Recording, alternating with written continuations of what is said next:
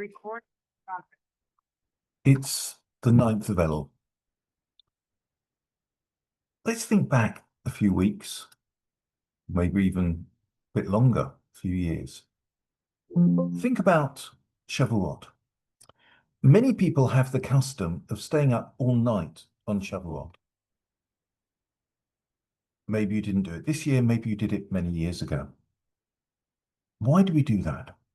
The reason we stay up, or the reason there is the custom to stay up all night on Shavuot, is a result of what can only be described as a failing by the Jewish people. After we witnessed the 10 plagues, we witnessed the splitting of the Red Sea, we should have eagerly and excitedly anticipated the giving of the Torah at Har Sinai, which took place just a few weeks later. But according to tradition, what happened is that on the morning of the giving of the Torah, the nation needed to be woken up. They were sleeping. They were fast asleep in their beds. Instead of staying up at night to spiritually prepare themselves for this once-in-a-lifetime encounter with Hashem, the Jews slept the morning away. And as a result, Jews to this day stay up all night studying Torah on Shavuot to atone and rectify for their lack of anticipation. Now, I know when I was at university, there were times when I would stay up all night, maybe preparing a final paper, maybe cramming for an examination. We know that people stay up all night or late at night to watch the clock strike midnight on the secular New Year. Certainly when it was the new millennium, so many people stayed up and had parties because we can stay up, we can actually extend ourselves way beyond our normal bedtimes if we want to do so. Look at the people who queue up for Wimbledon tickets, who queue up for concert tickets. We can actually queue to save a few pounds on sales and discounts if we want to. And I think what this is telling us is that life boils down to priorities. Our time is limited. Our energy is limited. So we have to decide how and where we're going to allocate our precious resources. What are we willing to stay up late at night for? What are we willing to queue for?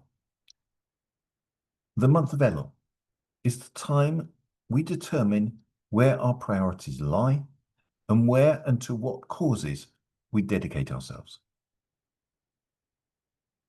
In the Torah, in Devarim, it tells us that an Ammonite or Moabite shall not enter into the congregation of the Lord, even to the 10th generation. They shall not enter into the congregation of the Lord forever.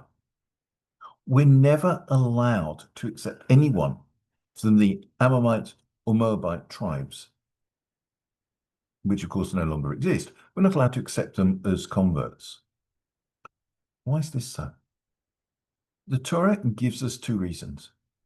First, the Torah tells us because they did not greet us with bread and water on the way when we came out of Egypt. After hundreds of years of slavery, when the Jewish people were passing their territory in the wilderness, the Ammonites and the Moabites failed to greet the recently emancipated Jewish people with offerings of bread and water. And the Torah gives a second reason as well. It says, and because they hired against you Bilam to curse you. Bilam was the non-Jewish prophet who, according to the Torah, had prophetic powers that rivaled even Moshe. But unlike Moshe, Bilam sold his prophetic talents to the highest bidder. When the Moabites wanted to curse the Jewish people, they hired Bilam for the job. And if not for Hashem's direct intervention, the Jewish people would have been annihilated as a result of Bilam's powers. So for these two reasons, the Jewish people are not allowed to accept a convert nor marry anyone descended from these two nations for all eternity. The first reason doesn't seem to justify the consequences, the strict judgment. It's certainly not a good thing to abstain from helping a downtrodden people, but it's also a huge requirement to feed an entire nation. Millions of recently freed slaves. Maybe the Moabites and the Ammonites didn't have the resources available.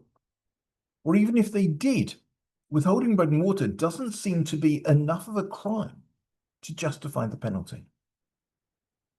Also, compared to the second reason that the Torah gives, that they hired Bilam to actively curse the Jewish people with destruction, not giving bread and water doesn't seem so bad.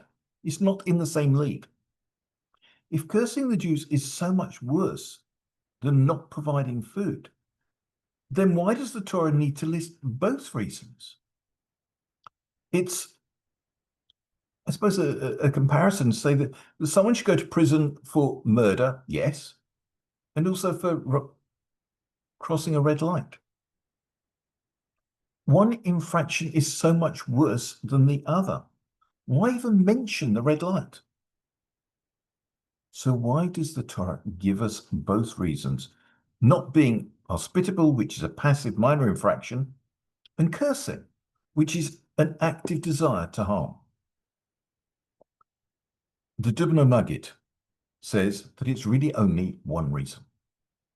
When the Torah informs us of the first reason, that Ammon and Moab did not come with food and drink when the Jews left Egypt, maybe you can give them the benefit of the doubt and say that they lacked the financial resources to feed an entire nation. But then when the Torah gives the second reason, because they hired Bilam to curse the Jewish people, then we know that they had the resources to help. This is because we know how much money they were prepared to pay Bilam to curse the Jews. Ammon and Moab paid Bilam a huge sum of money. They, in effect, gave him a blank check and let him fill it in. They wanted the Jews gone, whatever the price, and for this they had the money. For this they were prepared to spend their precious resources, but not supply a nation of former slaves with food and water. I think the message is clear. We must decide how best to use our precious resources. Ellul is a time when we evaluate our priorities, when we decide how to allocate our time, our money, our emotional energy. Where are we going to direct our scarce resources? Are we going to use them to bring other people down, like Ammon and Moab? Or will we use our blessings and resources to elevate the people around us, and indeed ourselves in the process? No matter how much money or free time we have, by definition, there is always a limit. If you spend £10 in one place, it can't be spent elsewhere. If you invest 5 minutes in one project, that's 5 minutes less for another. Ellul is a time that we can use to get our priorities properly aligned so that we can spend our limited resources in the best possible way. Quality time with the people who matter and investing in our relationship with Hashem, Torah, and mitzvot. What we need to do is think what changes we can make to prioritize how we spend our time and our money in order that these gifts be directed towards our moral and spiritual well-being.